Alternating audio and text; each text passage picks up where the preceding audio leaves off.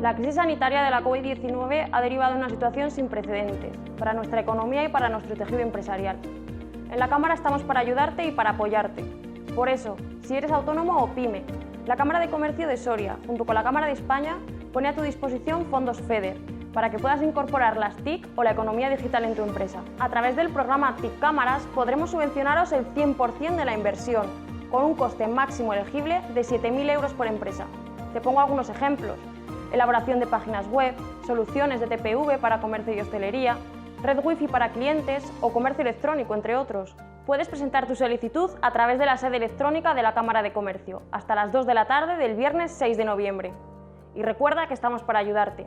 Así que si necesitas más información, llámanos o consulta nuestra web. Cámara de Comercio e Industria y Servicios de Soria.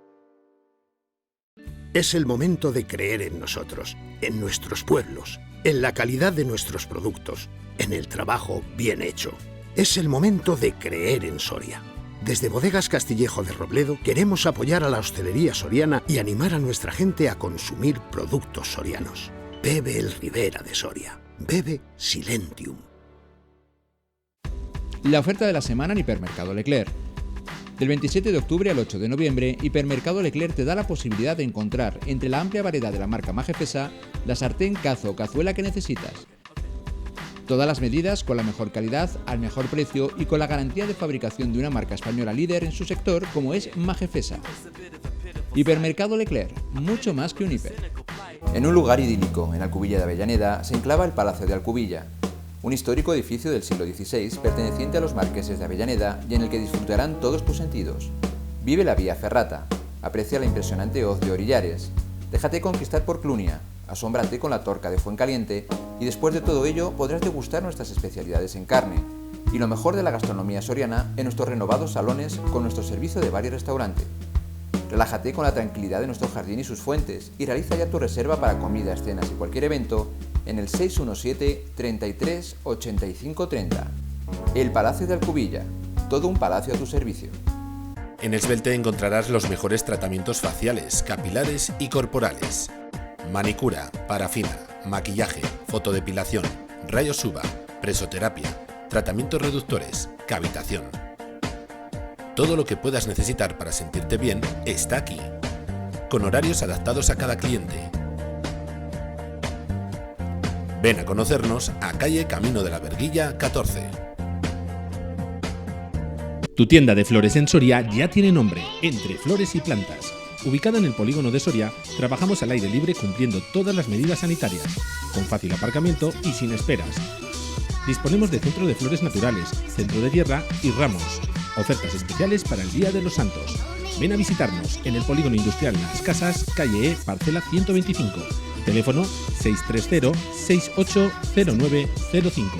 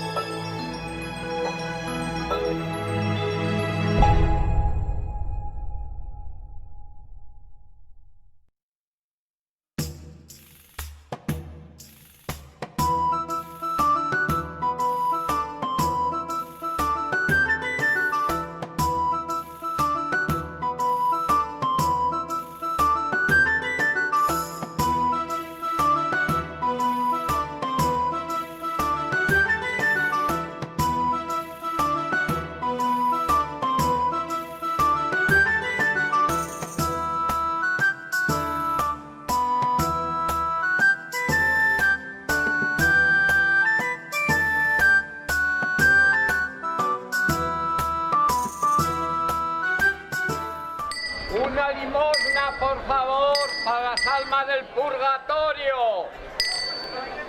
Dad gratis lo que recibís gratis. Una limosna, por favor, para las almas del purgatorio. A mí suena esto, que también suena. Dale, chao. Una limosna, por favor, para las almas del purgatorio.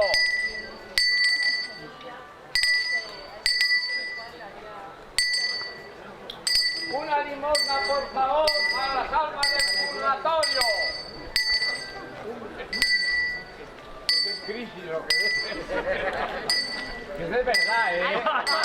Que no son para mí. A ver, una limosna. No me dio con los ojos. Una limosna, por favor, para las almas del purgatorio. Gracias, muchas gracias. Gracias. Muy bien. Haremos una misa de requiem, de eterno, con 3 curas la haremos. Muy bien, a la vez, gracias. Una limosna, muy bien. Ay, qué bien. Dejad que los niños se acerquen a mí. Que de ellos es el reino de los cielos. Una limosna por aquí, por favor. A ver, para las almas del purgatorio. Muy bien, gracias. Muchas gracias. Muy bien, así.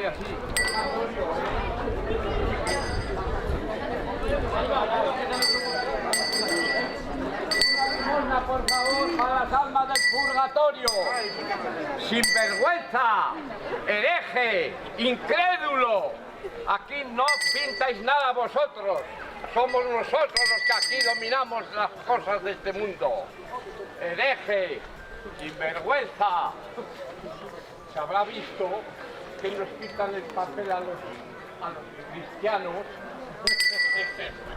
Una limosna, por favor, para salvar. ¿Están aquí otra vez? Sinvergüenza, incrédulo, ¡Petas de Jericó! infiel. ¿Por qué nos dejas? Infiel. ¿Por qué no me abandonas? Nada. ¡No me dejas morir en paz! Estos no tienen ¿Por qué perdón no de te acordáis nadie. de mí? Nada. Al fuego eterno. Una limosna más para el purgatorio. Venga, gracias.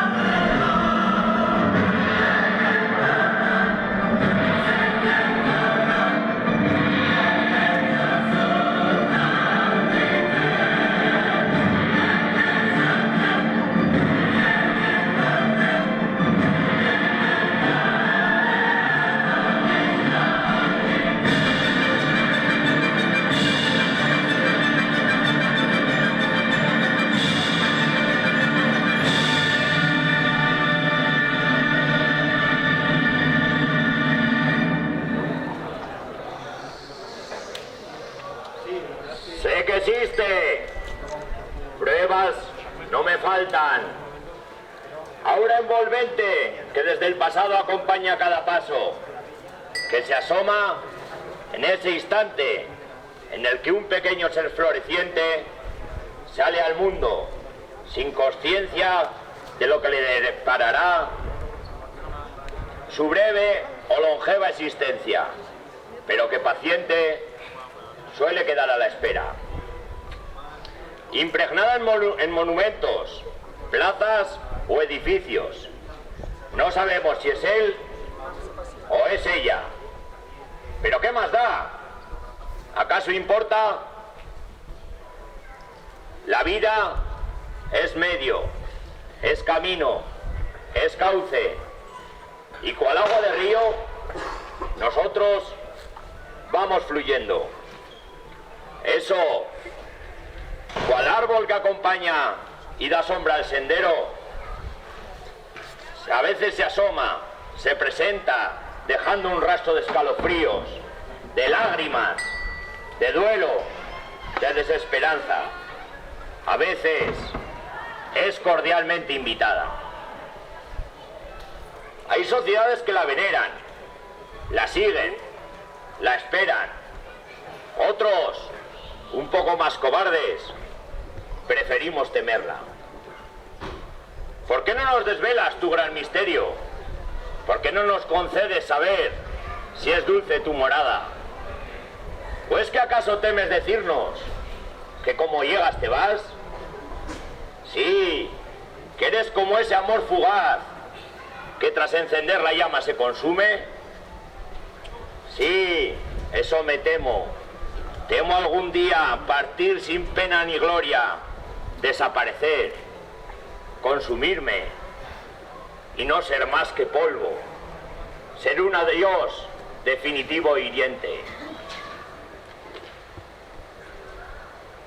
Amigos, agredeños, forasteros, noctámbulos todos, esto podría ser una descripción de la muerte, tan temida y odiada por todos, pero sin embargo, ineludible e inevitable por nadie. Mucho se ha hablado de ella a lo largo de la historia, no dejando a nadie indiferente.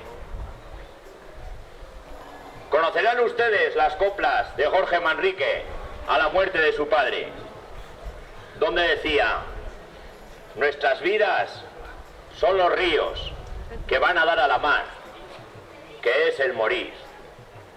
Allí van los señoríos, derechos a se acabar, e consumir. Allí los ríos caudales, allí los otros medianos, y más chicos, allegados, son iguales. Los que viven por sus manos y los ricos. O también esta otra copla, también de Jorge Manrique, que decía: este mundo es el camino para el otro, que es morada sin pesar. Mas cumple tener buen tino para andar esta jornada sin errar. Partimos cuando nacemos, andamos mientras vivimos y llegamos al tiempo que fenecemos. Así que cuando morimos, descansamos. Don Antonio Machado dijo acerca de la muerte: la muerte es algo a lo que no debemos temer, porque mientras nosotros somos, la muerte no es, y cuando la muerte es, nosotros no somos. Y así debería ser. Pero sin embargo, tradicionalmente, desde el principio de los tiempos y desde que el hombre es hombre, se ha tendido a buscar una explicación al porqué de nuestra banal existencia, al porqué de nuestra fugacidad. La muerte nunca se ha admitido como tal, como un fin, y nos hacíamos preguntas. ¿Por qué estamos aquí? ¿Qué es la vida? ¿Cuál es el significado de todo esto? Por ello la humanidad siempre ha tendido a buscar un sentido a la vida, una estrella que nos guiase a lo largo de nuestro recorrer mundano y que nos permitiese darle una dirección, un norte a nuestra vida. Esta es la razón por la desde que la prehistoria han existido las religiones, las cuales no tratan sino de poner un punto de esperanza futura en la sinrazón de la vida humana. Todas las personas necesitamos una respuesta a las preguntas por el sentido de la vida y deseamos nuestra felicidad y salvación definitiva, la aprobación o reprobación a una vida llena de buenas o malas acciones. Hoy, amigos de la noche, nos vamos a centrar en las tres religiones abrahámicas, o las 3 religiones del libro, que residieron en esta villa durante la Edad Media. Vamos a escapar de burdas tendencias norteamericanas y vamos a rememorar lo nuestro, lo de siempre, nuestras tradiciones, nuestra historia y nuestro tradicional modo de entender la vida y la muerte. Hoy, amigos, vamos a estudiar y vamos a recordar el significado de la muerte en la Edad Media. Y al finalizar el recorrido, terminaremos leyendo una leyenda de Gustavo Adolfo Bécquer en la tenebrosa cueva del Moro. Os invitamos, por tanto, a uniros a esta procesión de ánimas, llamada la Estantigua en Castilla, o Santa Compaña en Galicia, que la leyenda medieval dice que aparecía durante la noche, en mitad del campo, a los viajeros desorientados, a veces en forma de esqueletos, envueltos en mortajas que cubrían sus cabezas con capuchas. Otras, simplemente con un resplandor de cirios, con fuerte olor a incienso y el sonido de rezos mezclado con el arrastrar de múltiples cadenas. A veces llevaban ataúdes, como nosotros hoy, y otras veces con la imagen de la persona que iba a fallecer. Si alguien veía la ciaga imagen y corría a prevenir al elegido, era inútil su propósito y el fatídico desenlace. Acompáñanos, guíanos, porque sabéis, somos un grupo de ánimas que por la noche salimos en procesión, como penitencia por nuestras culpas y maldades pasadas. Pero sin embargo, al pertenecer a otro mundo, perdimos la visión y necesitamos una persona que nos guíe. El infeliz que cumpla esta tarea caminará con los ojos en blanco, sosteniendo una cruz, y no será liberado hasta que sus compañeros de ultratumba encuentren a otro humano que pueda sustituirlo. ¿Un voluntario? ¿No? Me lo imaginaba. Bueno, iniciamos el recorrido para visitar parte de los cementerios medievales de Ágreda y conocer el sentido y significado de la muerte en el cristianismo, en el islam y en el judaísmo.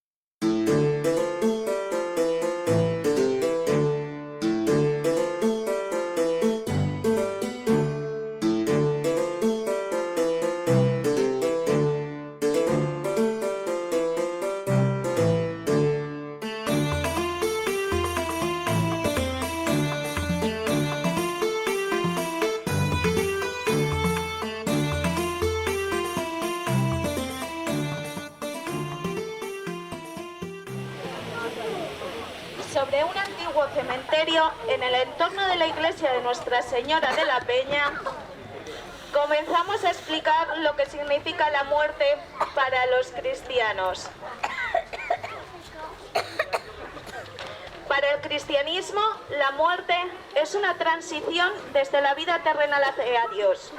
Los cristianos piensan que, al morir, el cuerpo se corrompe, pero el alma sobrevive.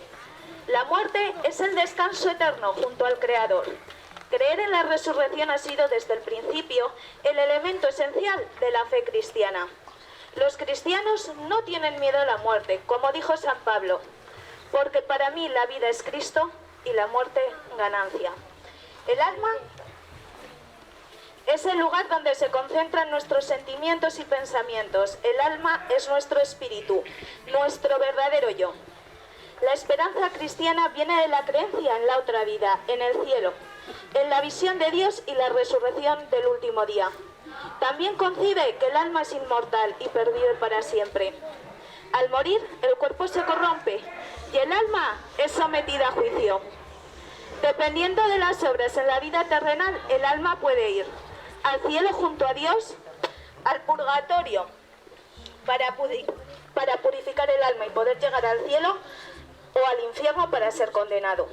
Los cristianos creen en la resurrección. Tras el juicio final, todos resucitarán como lo hizo Jesús.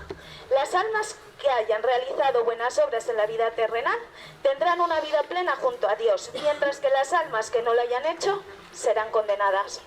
Los cristianos rezan por sus difuntos y celebran en sufragio la Eucaristía, pues creen en la comunión de los santos. Creen en la intercesión entre vivos y difuntos, para que sus culpas y pecados sean redimidos, confiando siempre en la misericordia de Dios Padre, Padre de amor que espera en el cielo.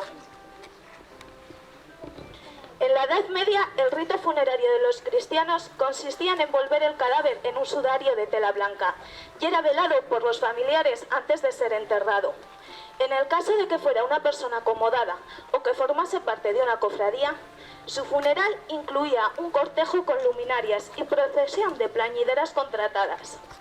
Además, hacían sonar las campanas de las iglesias para ahuyentar a los demonios en el recorrido hacia el cementerio y cantaban: «Las campanas de mi pueblo sí que me quieren de veras. Se alegraron cuando nacía, llorarán cuando me muera». En Ágreda había 6 parroquias con sus propios cementerios. De hecho, nos encontramos encima de uno de ellos. Algunos de ustedes recordarán la excavación de esta plazoleta cuando se hicieron las obras de rehabilitación de esta iglesia. A consecuencia de la Real Cédula de Carlos III para evitar la propagación de enfermedades, dentro de la población se empieza a construir a extramuros de la villa de Ágreda el actual Camposanto en 1837, junto a la capilla de los Mártires de Zaragoza, reconstruida en 1596 y con un fresco de 1616. La diferencia entre cementerio y camposanto es que este último hay mártires enterrados, como se hace referencia en el escudo que hoy en día conservamos en la calle Ancha. Como lo haremos en el Islam y en el judaísmo, leeremos una acción de gracias o una oración por los difuntos de cada religión. Gracias, Señor, por todas aquellas personas que murieron y a quienes recordamos hoy con amor. Hace unos años, en unas jornadas para la recuperación de tradiciones por la Diputación Provincial de Soria, el agredano Isidro y su hermano Jesús Omeñaca y Reyes Omeñaca recordaron la tradición del rompe-rompe.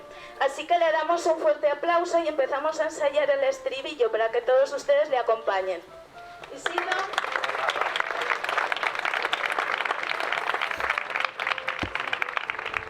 Antes de empezar a entonar un poquito, os voy a dar una pequeña historia que he sacado del libro de Manuel Peña.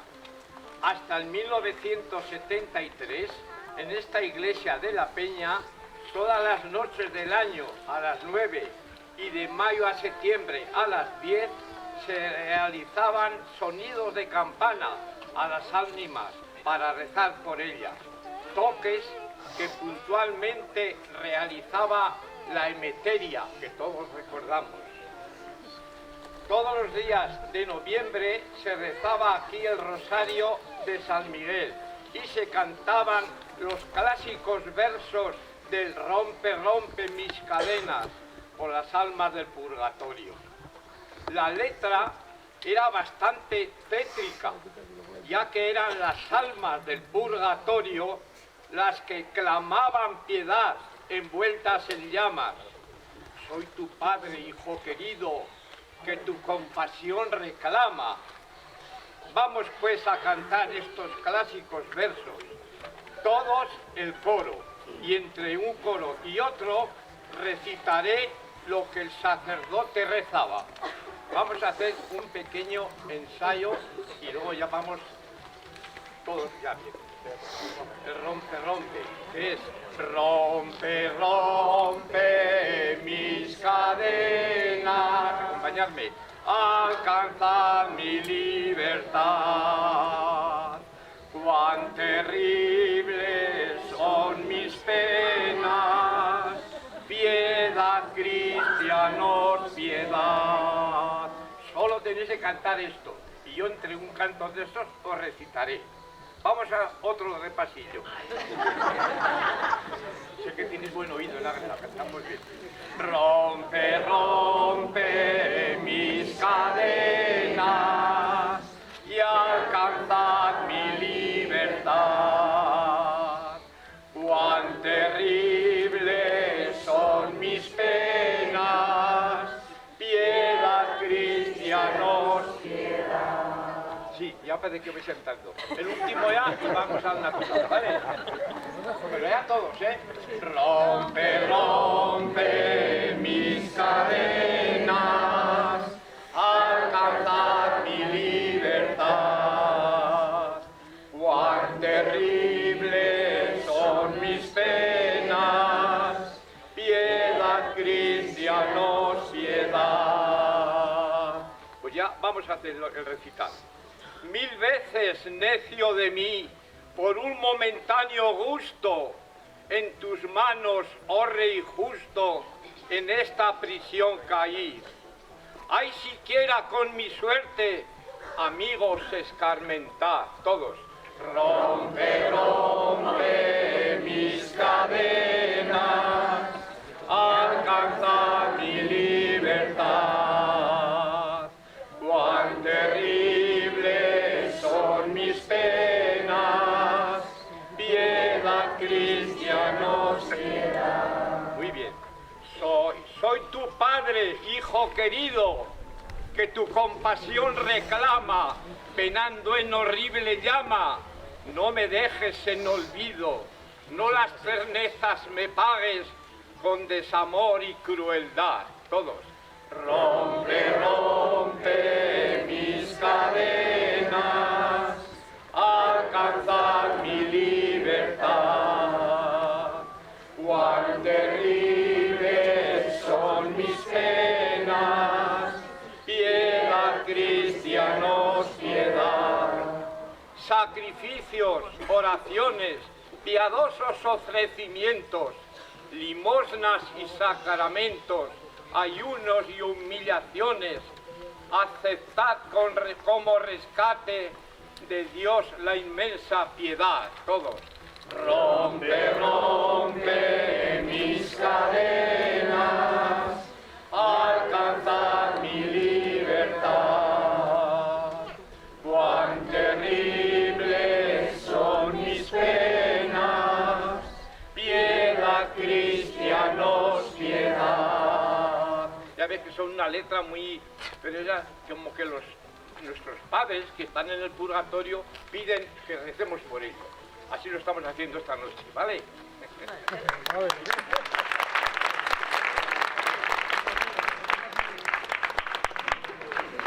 Ahora por...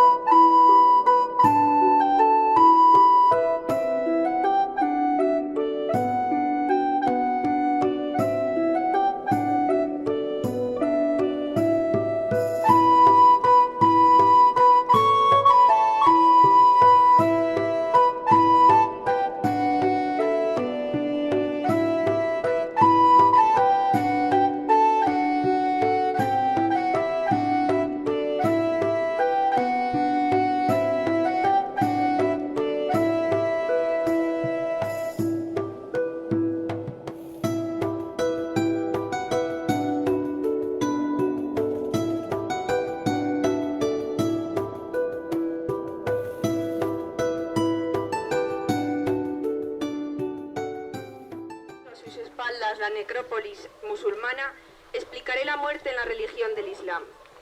Al igual que en el cristianismo, el Islam también cree que, después de la muerte, las personas serán juzgadas según sus obras. Sus buenas o malas acciones les llevarán al cielo o al infierno. El profeta Mahoma intervendrá para que no se condene el alma al infierno. El alma es la esencia del cuerpo humano y es inmortal. El alma necesita del cuerpo para desarrollarse realizando obras, ya sean buenas o malas. Cuando una persona muere, sigue experimentando la existencia y la conciencia en la tumba. Los musulmanes creen que, al morir, la persona entra en una fase intermedia entre la muerte y la resurrección, llamada Barzaj. El Barzaj comienza con un interrogatorio en la tumba, en donde todos serán cuestionados por los ángeles Munkar y Nakir, acerca de su religión, su profeta y su Señor. Es decir, les preguntará, ¿cuál es tu religión? ¿Quién es tu profeta? ¿Y quién es tu Dios?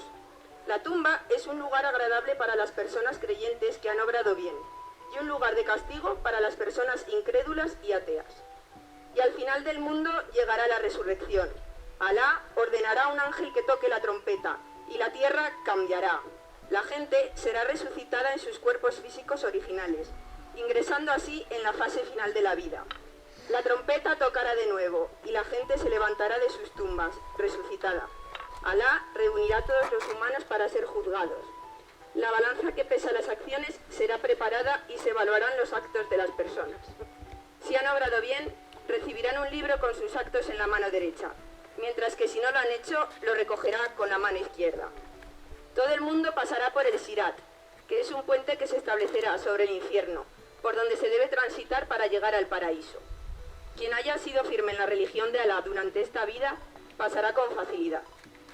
El paraíso y el infierno serán la última morada. Son reales y eternos.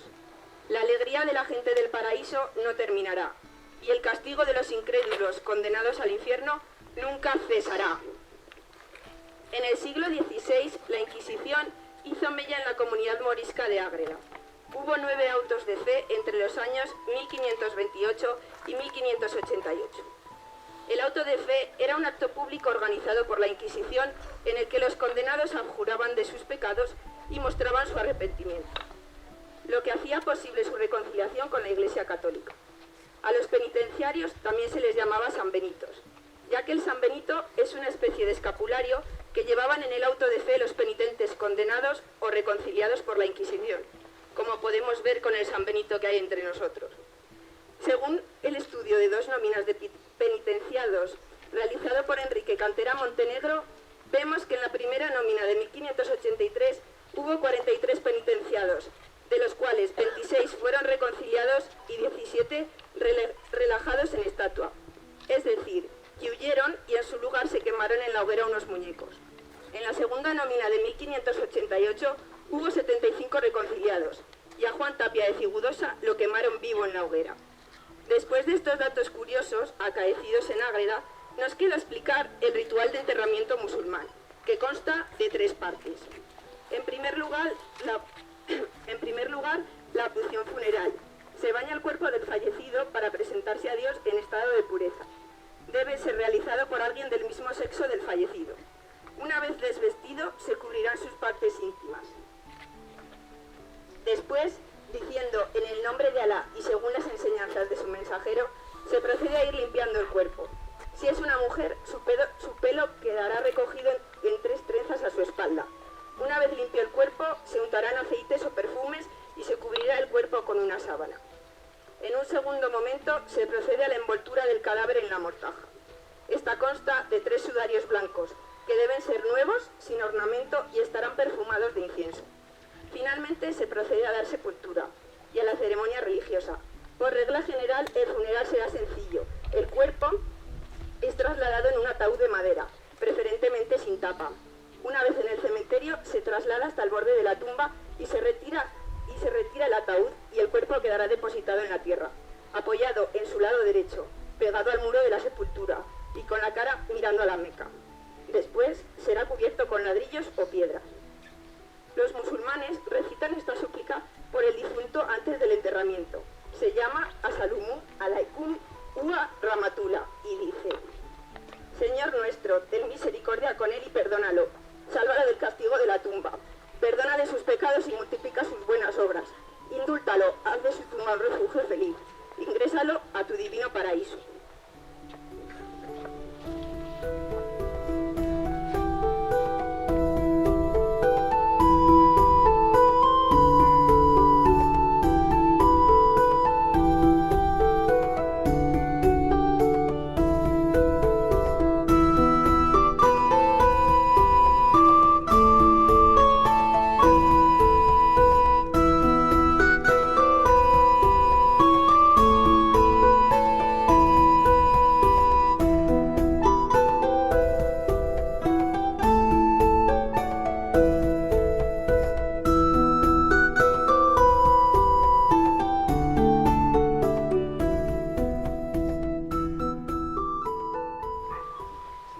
Por último, hablaremos en la muerte en el judaísmo.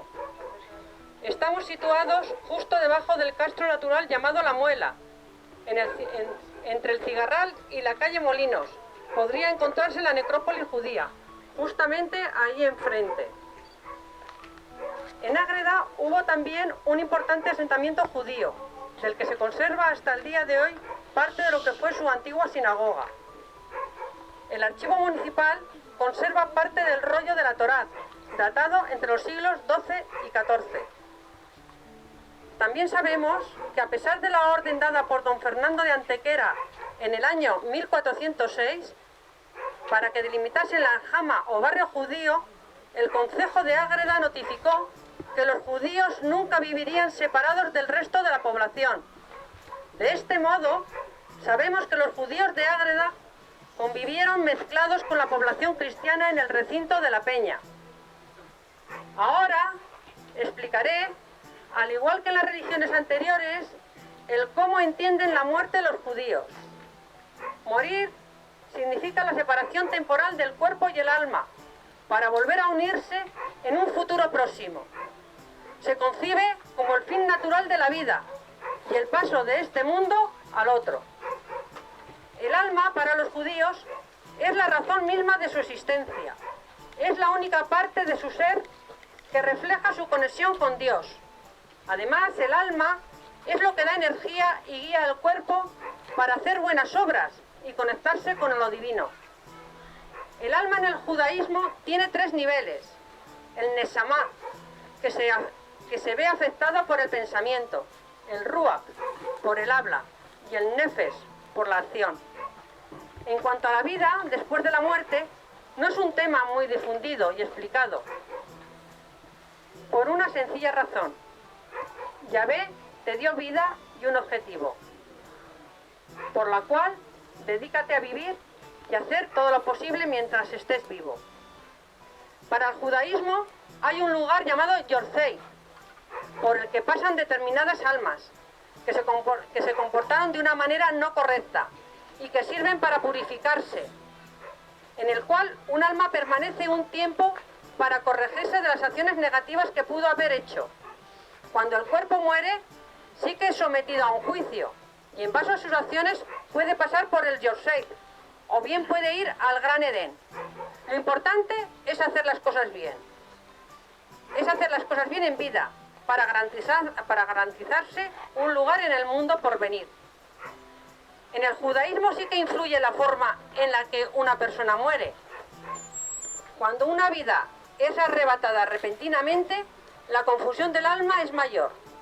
Existen muertes consideradas especialmente meritorias, como aquellas que fueron consecuencia de la defensa de un ideal correcto. Los judíos creen en la reencarnación.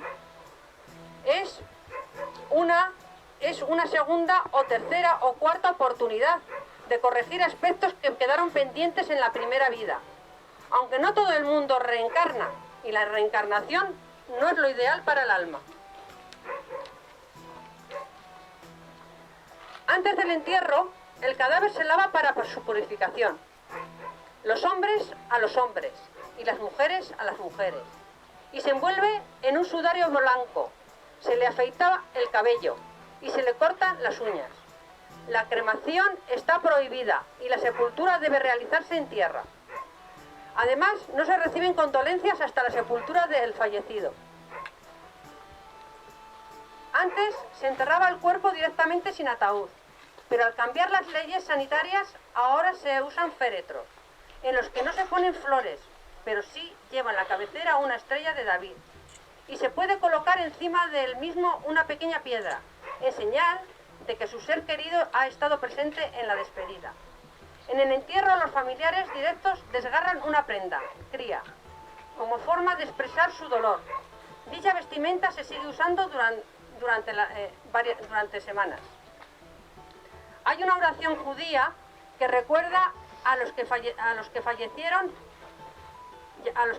llamada Yizkor, y que dice: Dios misericordioso en el cielo, concede reposo perfecto para las almas de los difuntos que han pasado a su morada eterna, y en cuya memoria los miembros de su familia prometen caridad.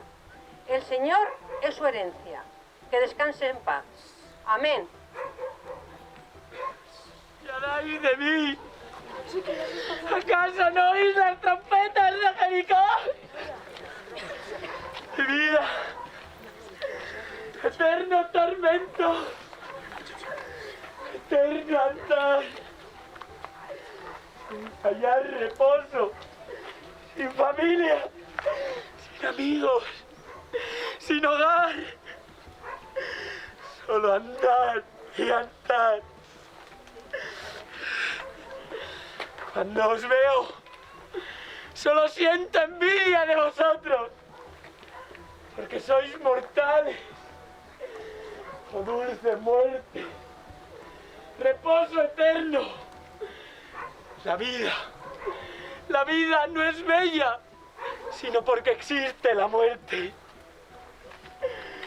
Ya me lo dijo Jesús, pagarás eternamente hasta que yo vuelva. Durante mis años de camino he visto fundarse y desmoronarse civilizaciones, crearse maravillas. Y tan pronto como veían la luz del sol, se extinguían. Pero estoy cansado. ¡Estoy cansado! Solo quiero hallar el reposo eterno. No me lo Solo quiero morir. no me lo desprecies. ¡Solo quiero morir!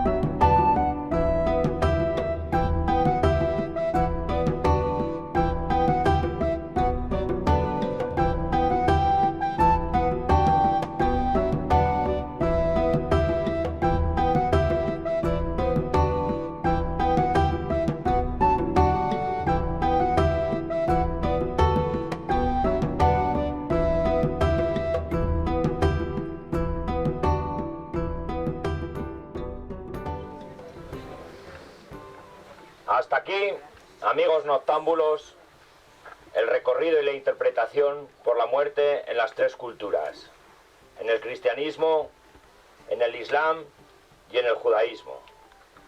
A continuación vamos a leer una leyenda medieval, escrita por Gustavo Adolfo Bécquer, ambientada en la Edad Media, que aunque no está ambientada aquí en Ágreda, entenderán el por qué podría haber ocurrido perfectamente aquí, en este mismo lugar. Se tienen que situar, según va trascendiendo la leyenda, y pensar que estamos en una cueva, debajo de una atalaya árabe, y que el río Alhama en este caso es el río Keiles. Por lo cual, todo lo demás es prácticamente igual, ¿vale? Situados debajo de la Muela, que fue el antiguo castillo árabe, hoy en día con el Torreón de la Muela, va en la cueva del Moro, y junto al río Keiles. Sin más, despedirme diciéndoles, todas las religiones nos dicen que hay una vida futura, por lo cual no hay por qué preocuparse por la muerte. Disfruten, sean felices, sean buenas personas con sus prójimos, amigos y familiares, y si no existe una vida en el más allá, al menos morirán en paz y felicidad consigo mismos. Leonardo da Vinci decía, así como una jornada bien empleada produce sueño, así una vida bien usada causa una dulce muerte. Gregorio Marañón dijo, nadie más muerto que el olvidado. Si puedes recordarme, siempre estaré contigo. Y yo les digo, cuando tenga que llegar, llegará. Pero recuerden que la muerte les pille bailando. Gracias por acompañarnos en este recorrido. Y a continuación vamos a leer La Cueva de la Mora, de Gustavo Adolfo Bécquer, siguiendo un poco el ejemplo de la Asociación de las Ánimas, que también está poniendo en valor la figura de Bécquer en la ciudad de Soria con el Monte de las Ánimas. Nosotros queremos leer esta leyenda, La Cueva de la Mora, que aunque no esté ambientada aquí en Ágreda, podría haber ocurrido perfectamente aquí por la descripción de los paisajes y de la historia de la leyenda. Capítulo 1. La Cueva de la Mora. Leyenda de Gustavo Adolfo Bécquer. Frente al establecimiento de baños de Fitero y sobre unas rocas cortadas a pico, a cuyos pies corre el río Lama, se ven todavía los restos de un castillo árabe, célebre en los fastos gloriosos de la Reconquista, por haber sido teatro de grandes y memorables hazañas, así por parte de los que lo defendieron, como por los que valerosamente clavaron sobre sus almenas el estandarte de la cruz. De los muros no quedan más que algunos ruinosos vestigios. Las piedras de la atalaya han caído unas sobre otras al foso y lo han cegado casi por completo.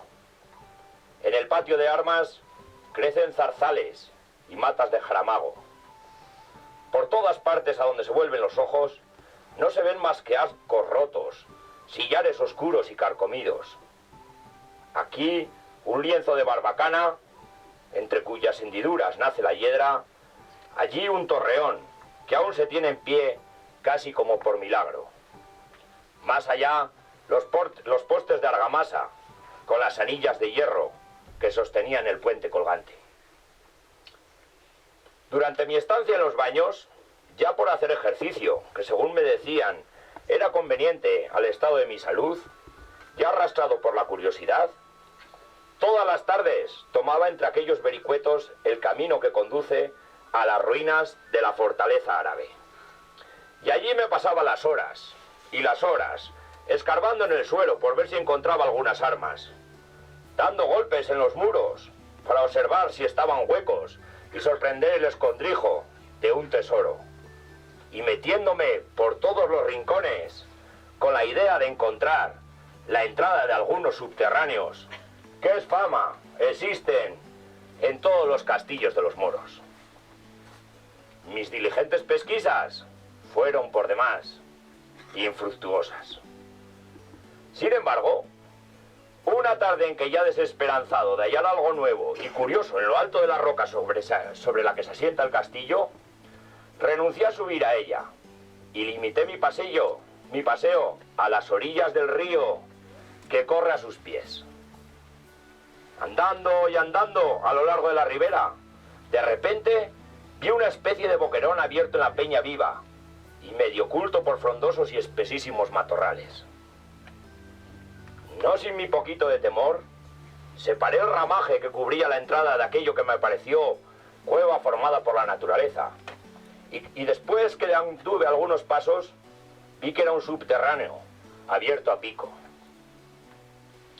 No pudiendo penetrar hasta el fondo, que se perdía entre las sombras, me limité a observar cuidadosamente las particularidades de la bóveda y del piso, que me pareció que se elevaba, formando como unos grandes peldaños, en dirección a la altura en que se hallaba el castillo de que había hecho mención, y en cuyas ruinas recordé entonces haber visto una poterna cegada. Sin duda, había descubierto uno de esos caminos secretos tan comunes en las obras militares de aquella época, el cual debió de servir para hacer salidas falsas o coger durante el sitio el agua del río que corre ahí, inmediato. Para cerciorarme de la verdad que pudiera haber en mis inducciones, después que salí de la cueva por donde mismo había entrado, trabé conversación con un trabajador que andaba por allí podando unas viñas en aquellos vericuetos, y al cual me acerqué so pretexto de pedirle lumbre para encender un cigarrillo. Hablamos de varias cosas indiferentes, de las propiedades medicinales de las aguas de Fitero, de la cosecha pasada y la porvenir, de las mujeres de Navarra y del cultivo de las viñas. Hablamos, en fin, de todo lo que al buen hombre se le ocurrió, primero que de la cueva, objeto de mi curiosidad. Cuando por último la conversación recayó sobre este punto, le pregunté si había de alguien que hubiese penetrado en ella y visto su fondo. «¿Penetrar en la cueva de la Mora?», me dijo como asombrado al oír mi pregunta. «¿Quién había de atreverse? ¿No sabe usted que de esa sima salen todas las noches un ánima?» «¿Un ánima?», exclamé yo sonriéndome. «¿El ánima de quién?». «El ánima de la hija de un alcaide moro que anda todavía penando por estos lugares, y se le ve todas las noches salir vestida de blanco de esta cueva y llenar en el río una jarra de agua». Por la explicación de aquel buen hombre, vine en conocimiento de que acerca del castillo árabe y del subterráneo, que yo suponía en comunicación con él, había alguna historieta. Y como yo soy muy amigo de oír todas estas tradiciones, especialmente de labios de la gente del pueblo, le supliqué por favor me la refiriese, lo cual hizo, poco más o menos en los términos que yo a mi vez se la voy a referir. Capítulo 2. Cuando el castillo del que ahora solo restan algunas informes ruinas se tenía aún por los reyes moros, y sus torres, de las que no ha quedado piedra sobre piedra, dominaban desde lo alto de la roca en que tiene asiento todo aquel fertilísimo valle del que fecunda el río Alhama, ocurrió junto a la villa de Fitero una reñida batalla, en la cual cayó herido y prisionero de los árabes un famoso caballero cristiano, tan digno de renombre por su piedad como por su valentía.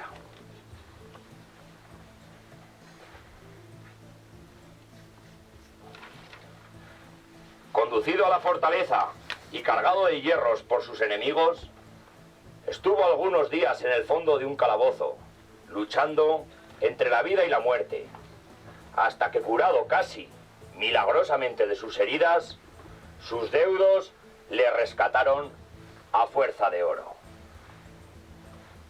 Volvió el cautivo a su hogar, volvió a estrechar entre sus brazos a los que le dieron el ser. Sus hermanos de armas y sus hombres de guerra se alborozaron al verle, creyendo la llegada de emprender nuevos combates. Pero el alma del caballero se había llenado de una profunda melancolía. Y ni el cariño paterno, ni los esfuerzos de la amistad eran parte a disipar su extraña melancolía. Durante su cautiverio, logró ver a la hija del alcalde moro, de cuya hermosura tenía noticia por la fama antes de conocerla. Pero cuando la hubo conocido, la encontró tan superior a la idea que de ella se había formado, que no pudo resistir a la seducción de sus encantos y se enamoró perdidamente de un objeto para él imposible. Meses y meses pasó el caballero forjando los proyectos más atrevidos y absurdos, Ora imaginaba medio de romper las barreras que lo separaban de aquella mujer. Ora hacía los mayores esfuerzos para olvidarla. Ya se decidía por una cosa, ya se mostraba partidario de otra totalmente opuesta. Hasta que al fin un día reunió a sus hermanos y compañeros de armas. Mandó llamar a sus hombres de guerra y después de hacer con el mayor sigilo todos los aprestos necesarios, cayó de improviso sobre la fortaleza que guardaba a la hermosura, objeto de su insensato amor. Al partir de esta expedición, todos creyeron que solo movía su caudillo el afán de vengarse de cuanto le habían hecho sufrir arrojándole en el fondo de sus calabozos. Pero después de tomada la fortaleza, no se ocultó a ninguno la verdadera causa de aquella arrojada empresa, en que tantos buenos cristianos habían perecido para contribuir al logro de una pasión indigna. El caballero, embriagado en el amor que al final logró encender en el pecho de la hermosísima mora, ni hacía caso de los consejos de sus amigos, ni paraba mientes en las murmuraciones y las quejas de sus soldados.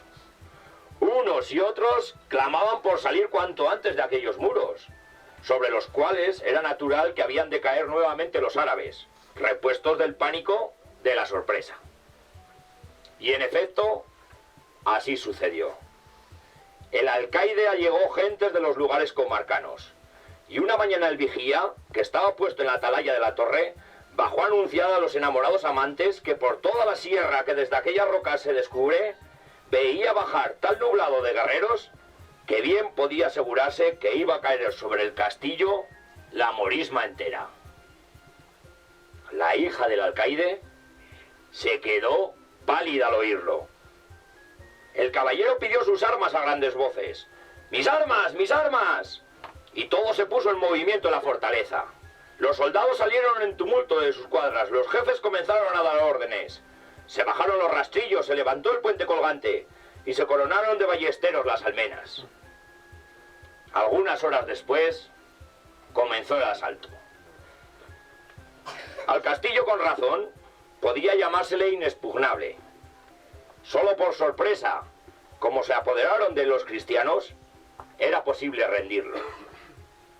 Resistieron, pues, 1, 2 y hasta 10 embestidas sus defensores.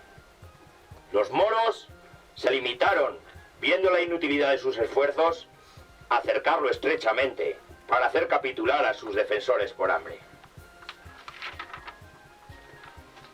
El hambre comenzó en efecto a hacer estragos horrorosos entre los cristianos, pero sabiendo que una vez rendido el castillo, el precio de la vida de sus defensores era la cabeza de su jefe, ninguno quiso hacerle traición, y los mismos que habían reprobado su conducta juraron perecer en su defensa. Los moros, impacientes, resolvieron dar un nuevo asalto al mediar la noche. La embestida fue rabiosa, la defensa desesperada y el choque horrible.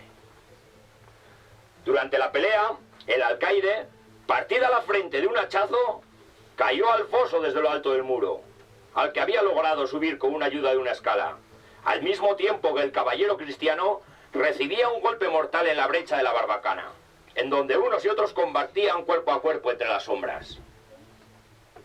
Los cristianos así comenzaron a cejar y a replegarse. En este punto la mora se inclinó sobre su amante, que yacía en el suelo moribundo, y tomándole entre sus brazos con unas fuerzas que hacían mayores la desesperación y la idea del peligro, lo arrastró hasta el patio de armas. Allí tocó un resorte, y por la boca que dejó ver una piedra al levantarse como movida de un impulso sobrenatural, desapareció con su preciosa carga, y comenzó a descender hasta llegar al fondo del subterráneo. Capítulo 3. Cuando el caballero volvió en sí, tendió a su alrededor una mirada llena de extravío y dijo: «Tengo sed, me muero, me abrazo». Y en su delirio precursor de la muerte, de sus labios secos, por los cuales silbaba la respiración.